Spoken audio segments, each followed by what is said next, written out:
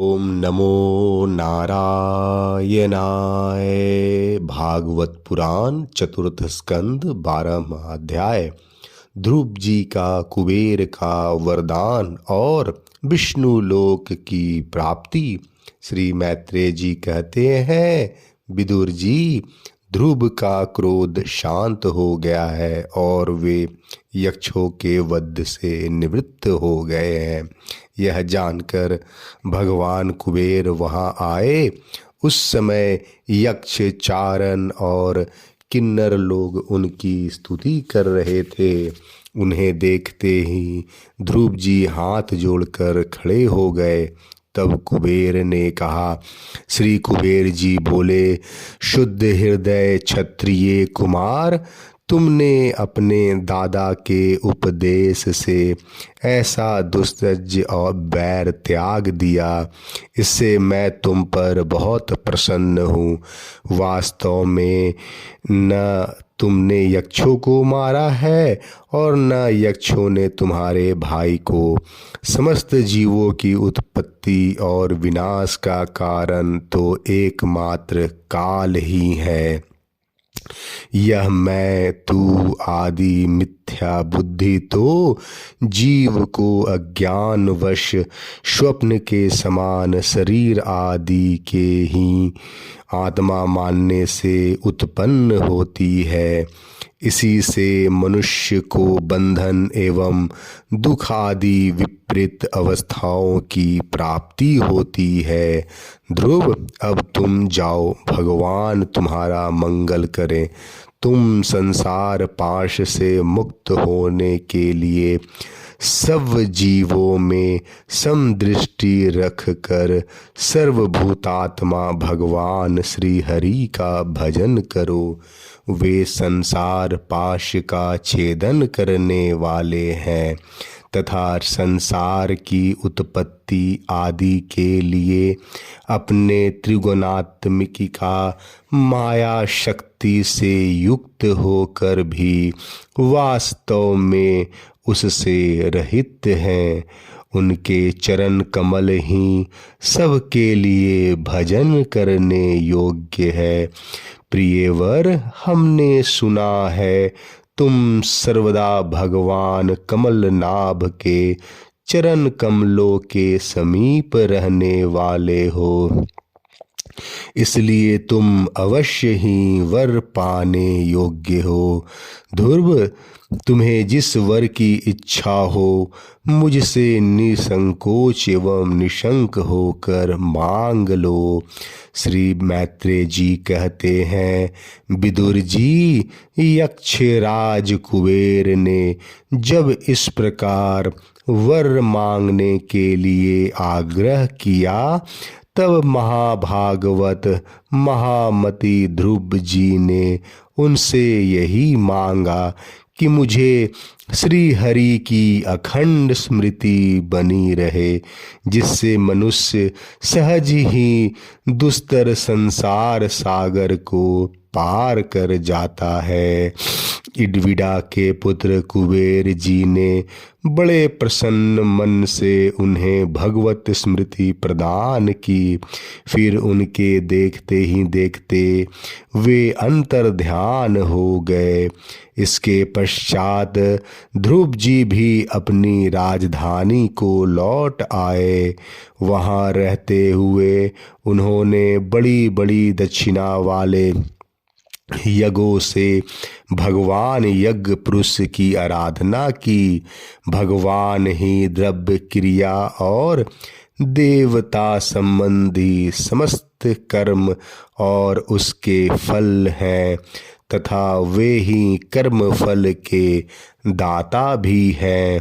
सर्वोपाधि शून्य सर्वात्मा श्री अच्युत में प्रबल वेग युक्त भक्ति भाव रखते हुए ध्रुव जी ने अपने में और समस्त प्राणियों में सर्वव्यापक श्री हरि को ही विराजमान देखने लगे।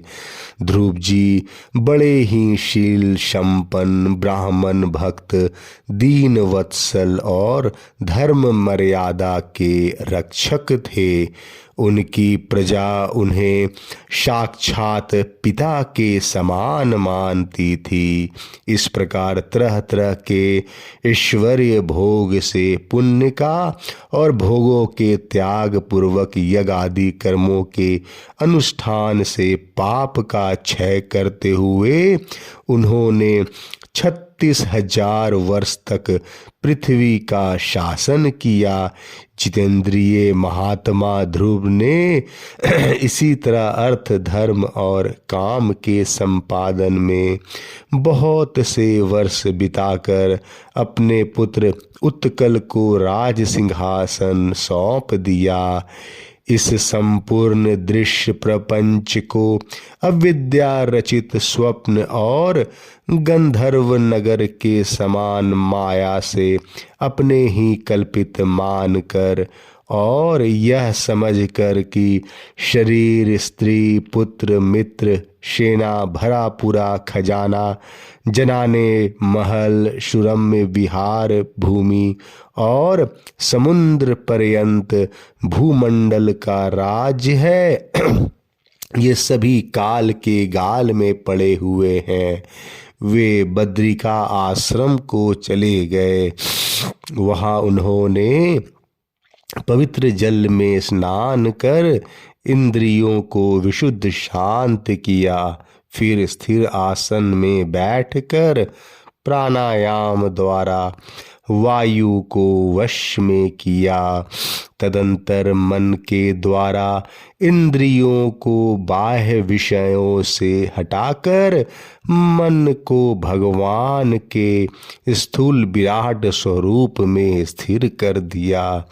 उसी विराट स्वरूप का चिंतन करते करते वे अंत में ध्याता और ध्येय के भेद से शून्य निर्विकल्प समाधि में लीन हो गए और उस अवस्था में विराट रूप का भी परित्याग कर दिया। इस प्रकार भगवान श्री हरि के प्रति निरंतर भक्ति भाव का प्रवाह चलते रहने से उनके नेत्रों में बार बार आनंद आश्रुओं की बाढ़ सी आ जाती थी। इससे उनका हृदय द्रवीभूत हो गया और शरीर में रोमांच हो आया। फिर देहाभिमान गलित हो जाने से उन्हें मैं ध्रुव हूँ इसकी स्मृति भी न रही। इसी समय ध्रुव जी ने आकाश से एक बड़ा ही सुंदर विमान उतरते देखा। वह अपने प्रकाश से दसों दिशाओं को आलोकित कर रहा था, मानो पूर्णिमा का चंद्र ही उदय हुआ हो। उसमें दो श्रेष्ठ पार्षद गदाओं का सहारा लिए खड़े थे। उनकी 4 भुजाएं थी, सुंदर श्याम शरीर था, किशोर अवस्था थी और अरुण कमल के समान नेत्र थे। वे सुंदर वस्त्र किरीट हार भुजबंद और अति मनोहर कुंडल धारण किए हुए थे। उन्हें पुण्य श्लोक श्री हरि के सेवक जान ध्रुव जी हड़बड़ाहट में पूजा आदि का क्रम भूलकर सहसा खड़े हो गए और ये भगवान पार्षदों में प्रधान हैं ऐसा समझकर उन्होंने श्री मधुसूदन के नामों को का कीर्तन करते हुए उन्हें हाथ जोड़कर प्रणाम किया। ध्रुव जी का मन भगवान के चरण कमलों में तल्लीन हो गया और वे हाथ जोड़कर बड़ी नम्रता से सिर नीचा किए खड़े रह गए। तब श्री हरि के प्रिय पार्षद सुनंद और नंद उनके पास जाकर मुस्कुराते हुए कहा। सुनंद और नंद कहने लगे, राजन आपका कल्याण हो, आप सावधान होकर हमारी बात सुनिए। आपने 5 वर्ष की अवस्था में ही तपस्या करके सर्वेश्वर भगवान को प्रसन्न कर लिया था। हम उन्हीं निखिल जगन नियंता सारंगपाणी भगवान विष्णु के सेवक हैं और आपको भगवान के धाम में ले जाने के लिए यहाँ आए हैं।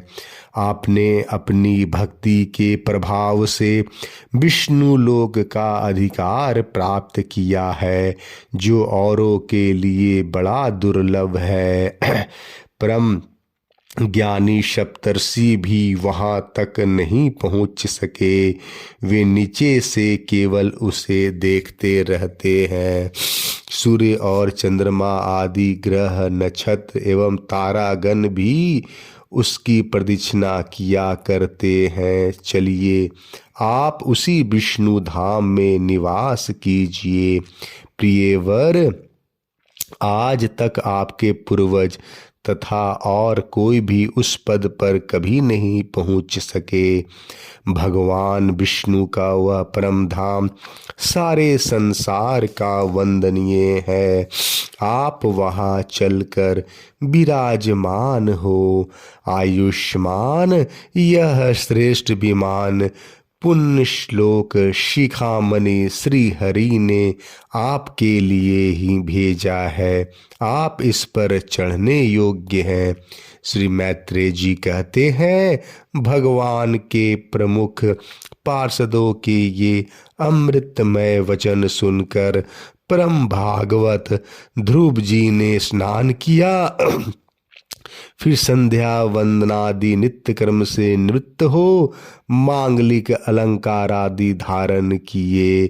बद्रिका आश्रम में रहने वाले मुनियों को प्रणाम करके उनका आशीर्वाद लिया। इसके बाद उस श्रेष्ठ विमान की पूजा और प्रदक्षिणा की और पार्षदों को प्रणाम कर स्वर्ण के समान कांतिमान दिव्य रूप धारण कर उस पर चढ़ने को तैयार हुए। इतने में ही ध्रुव जी ने देखा कि काल मूर्तिमान होकर उनके सामने खड़ा है। तब वे मृत्यु के सिर पर पैर रखकर उस समय अद्भुत विमान पर चढ़ गए। उस समय आकाश में दुदुम्बी मृदंग और ढोल आदि बाजे बजने लगे। श्रेष्ठ गंधर्व गान करने लगे और फूलों की वर्षा होने लगी।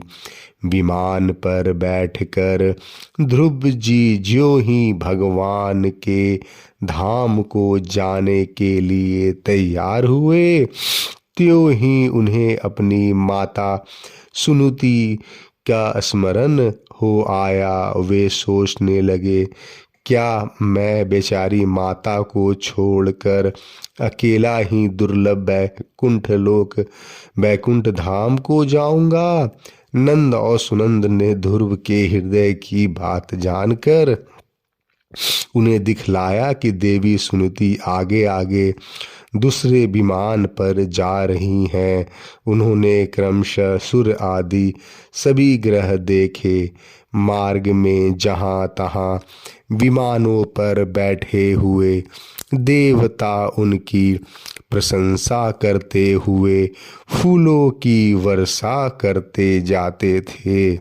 उस दिव्य विमान पर बैठकर ध्रुव जी त्रिलोकी को पार कर सप्तर्षि मंडल से भी ऊपर भगवान विष्णु के नित्य धाम में पहुँचे। इस प्रकार उन्होंने अविचल गति प्राप्त की। यह दिव्य धाम अपने ही प्रकाश से प्रकाशित है। इसी के प्रकाश से तीनों लोक प्रकाशित है। इसमें जीवों पर निर्दयता करने वाले पुरुष नहीं जा सकते।